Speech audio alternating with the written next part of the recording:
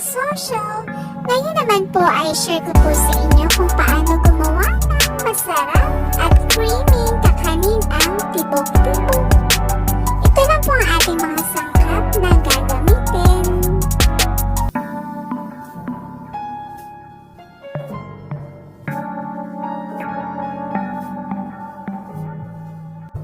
So wag na po nating patagalin.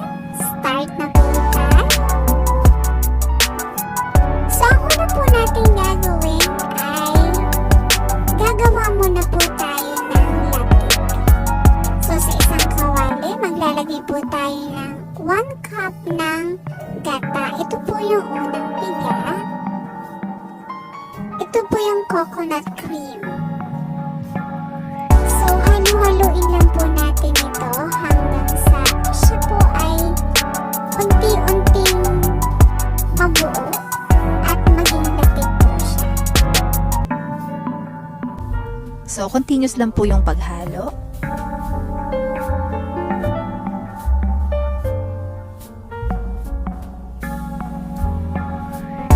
Kung ang gagamitin niyo po ay non-stick, mas maganda po. Pero pag yung kawali lang po na ordinary kawali, from time to time po kailangan niyo po siyang i-scrape kasi bumabubuo yung latik sa ilalim.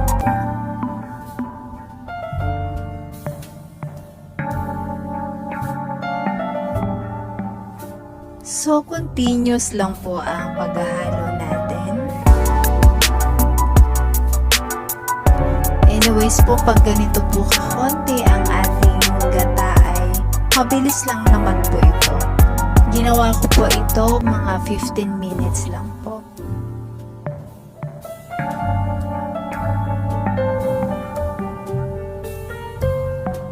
So, ayan, namumuo na po ang ating latik.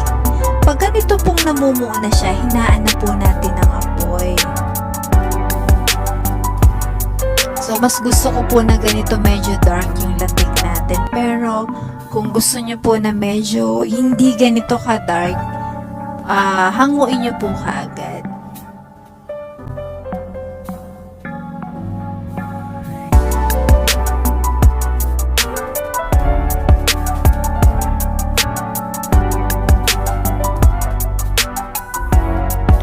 Ito lang naman po yung nakuha nating oil. Probably po mga 2 tablespoon lang po ito. Okay, so ready na ang ating latik. Ang ating latik oil na gagamitin. Sa isang tasa ay magtutunaw po tayo ng 1 cup cornstarch sa 1 1/2 cup ng tubig.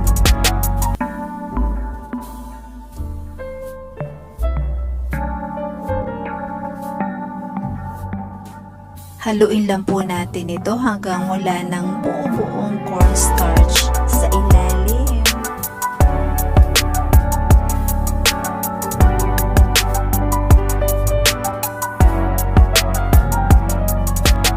So sa isang tasa uli, tutunawin natin sa 1 1/2 cup ng tubig ang 1/2 cup ng glutinous rice.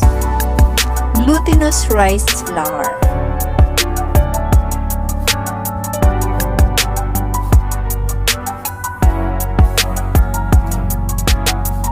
So, haluin lang din natin ito hanggang sa it completely dissolve. And then, sa isang pan, mag-iinit tayo ng 2 lata ng evaporated milk. Ito po yung malaking lata ng evap milk. Gamit din po ako dito ng dahon ng pandan para medyo mabango ang ating mixture. Iba kasi yung aroma ng pandan eh. Pandan leaf. So, takpan natin ito hanggang sa... Actually, hindi naman siya dapat kumulo. Kailangan initin lang yung parang may bubble lang na maliliit sa gilid. And then yung parang may nabubuo sa ibabaw na parang film ganyan. So, kagaya neto. So, ayan, pwede na po natin ito.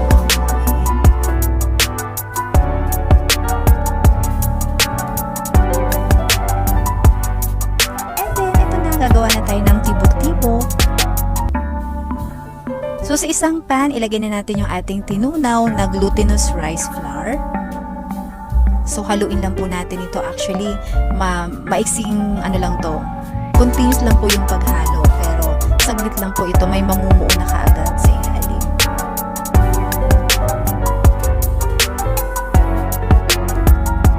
Kailangan po habang ginagawa nyo ito, dapat mahina lang po ang apoy para hindi tumigas yung ating glutinous rice. So, nakikita nyo po. Namumuo na siya.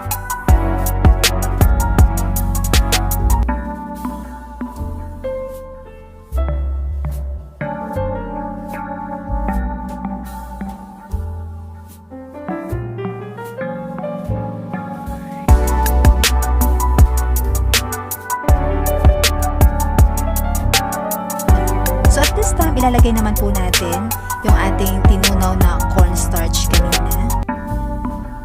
Pero bago nyo po ibuhos, halu-haluin nyo muna po ito.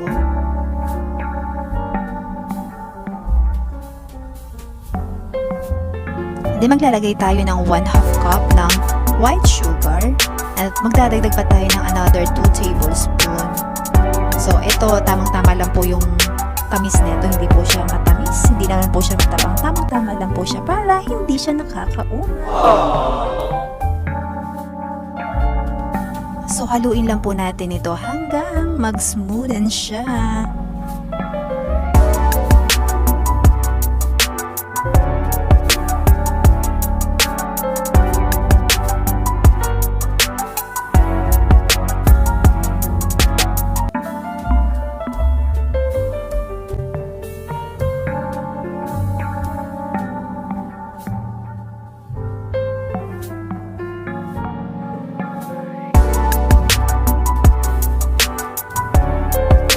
So, ilagay na po natin yung ininit natin na milk kanina, gatas.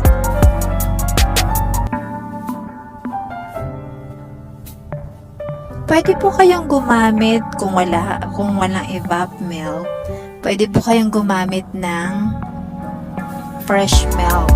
So, kaya po ako gumamit ng evaporated milk kasi po usually sa ibang lugar, kunyari mas malapit lang po yung mga sari-sari stores at wala namang fresh milk na mabibili. So, pwede pong substitute natin ang evaporated milk.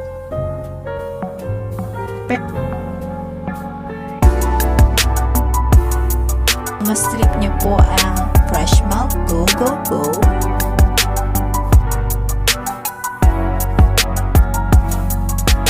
So, antayin lang po natin ito na lumapot siya, mag-firm siya.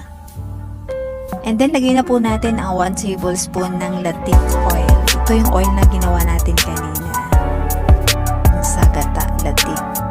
And then, 1/4 cup ng all-purpose cream. 1/4 cup lang po. So, haluin na natin ito.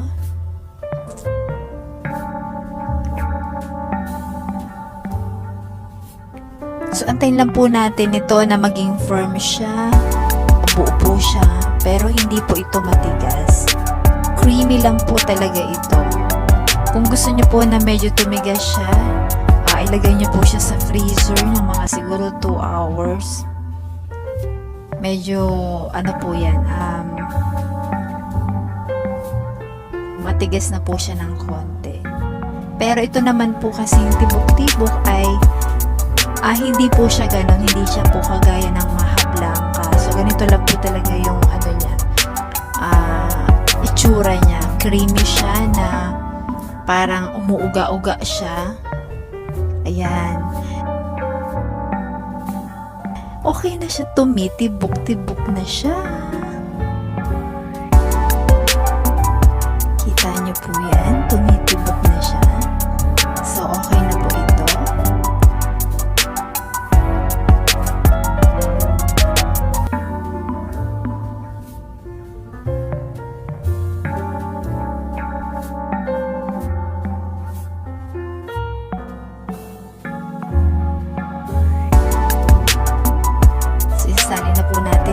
then i-chill natin ito, palalamigin natin kasi po, mas masarap po ito kapag malamig siya.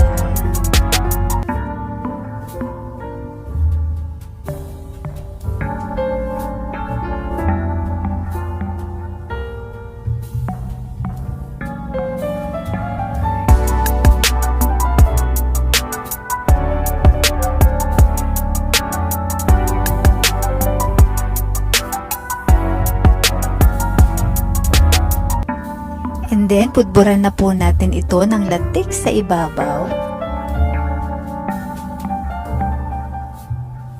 Kung wala po kayong latik, pwede din po dito yung desiccated coconut. Isang nyo lang po ng bahagya. Pwede rin po siya dito.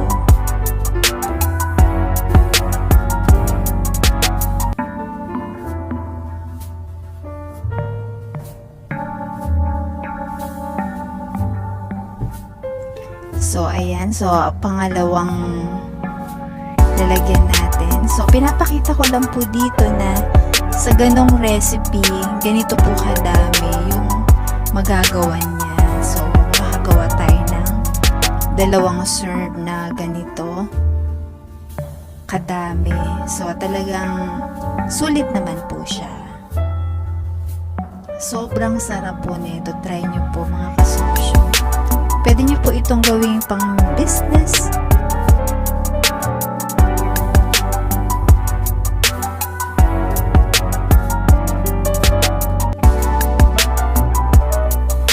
So, lagyan din po natin ito ng latik sa ibabaw.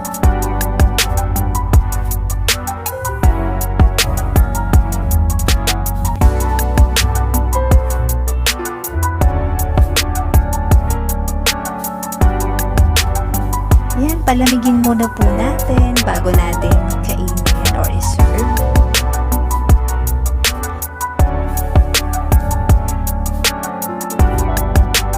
Alright, so ito malamig na nga po siya. So, tikman na nga natin. So, hindi po talaga siya matigas. So, talagang creamy lang po talaga siya. So, wag po kayong mag-expect na talagang parang buo siya. Dahil ganito lang po talaga ang texture ng tibok-tibok. Creamy siya.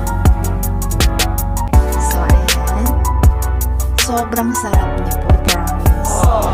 So, thank you for watching po mga kasosyo. Sana po nagustuhan nyo ang aking recipe for today. Hindi po nagsusubscribe at bago lang po sa aking channel ay mag-subscribe na kayo. Pindutin ng bell para updated po kayo sa mga videos na gagawin natin. Thank you for watching. Bye!